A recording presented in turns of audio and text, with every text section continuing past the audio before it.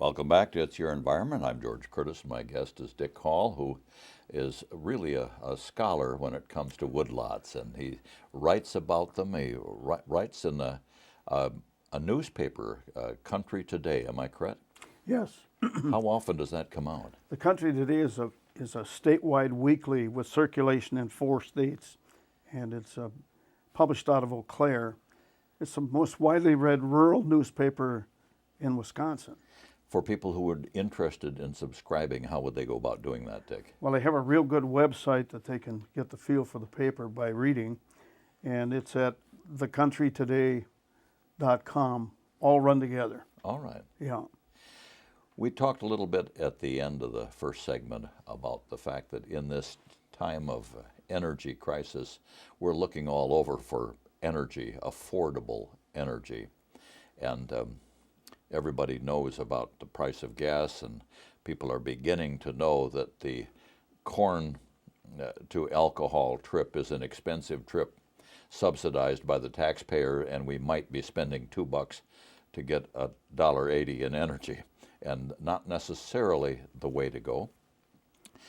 How does the woodlot fit in this? Well, woodlot has been a source of energy, of course, since man was in a cave.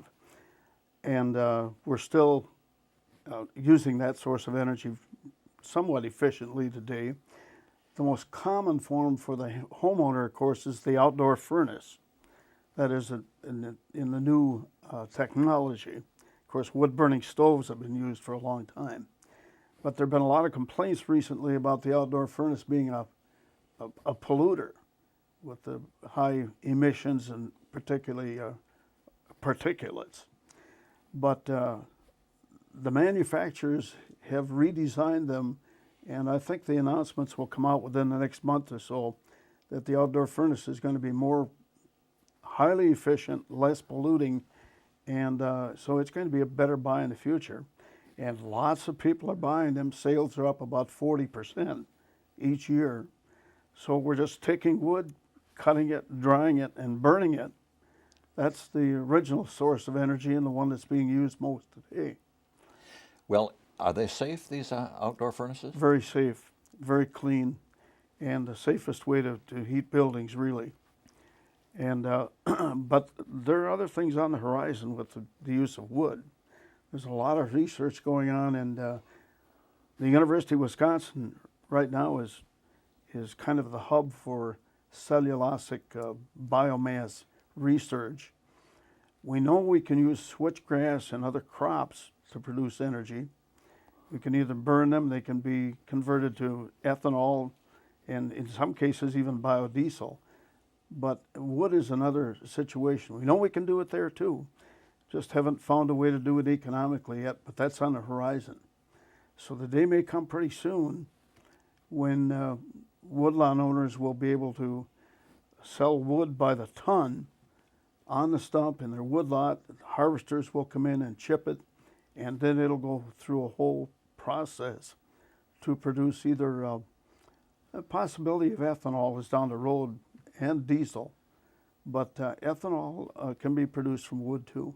Well, now when I was a kid and the logging was done, they cut down the trees and they took bolts of whatever length they had, and everything else was left there. And for the next 10 years, you broke your neck chasing grouse, trying to climb over it, under it, between it, and eventually it decayed and disappeared. But are you telling me that today, with modern logging equipment, they don't leave all of that waste? They're chipping and they're loading it and they're taking it someplace for fuel or for something. Exactly, and you'll see more of that now too. So all of the slash and things that are unsightly to a lot of people will be taken and utilized.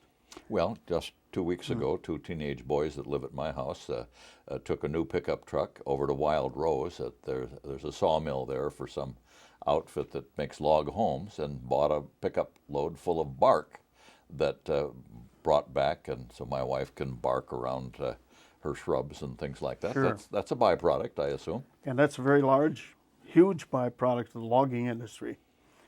They haul that out by the semi-loads to gardening centers. They even dye it so it's different colors. And many of the gas stations, of course, have 3 or 4 little pieces of wood wrapped in cellophane Yeah. that you can buy for cash American, maybe about $5. They call it campfire wood. Oh, is that what it is? Woodlot owners call it pure gold. I would certainly think so. And so the woodlot, and I kind of have a woodlot of my own, but I'll admit it's purely to get away and take a dog for a walk or a kid for a walk and sit down and figure out what life is all about.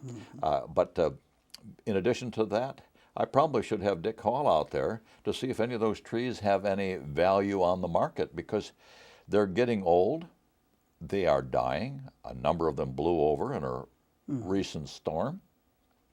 And I remember my dad, who had an 80, and he would even cut a dead tree until the storm took the decision out of his hands. It's not necessarily smart to let them get old and die, is it? No, they've lost a great deal of their value at that point. Where do we get advice? Are there some people either in private industry that we pay, or some people with the government that could come out to our farm and say, this is what you're doing wrong, this has to be thinned, here's where you sell your byproduct? How can we get help? Well, there's help there, but that help is pretty busy right now with all the activity that's going on in the forest. But the place to start is with the DNR forester in your county. And if he can't give you help, he or she, there are a lot of women foresters now, but if they can't give you help, they'll steer you into a private consulting forester who can. They keep a list of foresters who are called cooperating foresters, but act for private. They're their own private company, and they work for a fee or for a percentage of a harvest or that sort of thing, who are certified and are very good at what they do, and they have to pass a certain or agree to practice certain principles in order to even be recommended by a DNR forester. But there are a number of them available, some in every county. That's the way to start. You have to really have a forester. Okay, well, let's take our break, and when we come back, I'm going to ask you to explain to people who think nostalgically what it was like to have a Woods, a 40, a 20, back when they were kids, and now that they're semi-retired would like to reconnect with nature, and how they would go about doing it, and how much increased interest there is in people going back to the land and woodlots.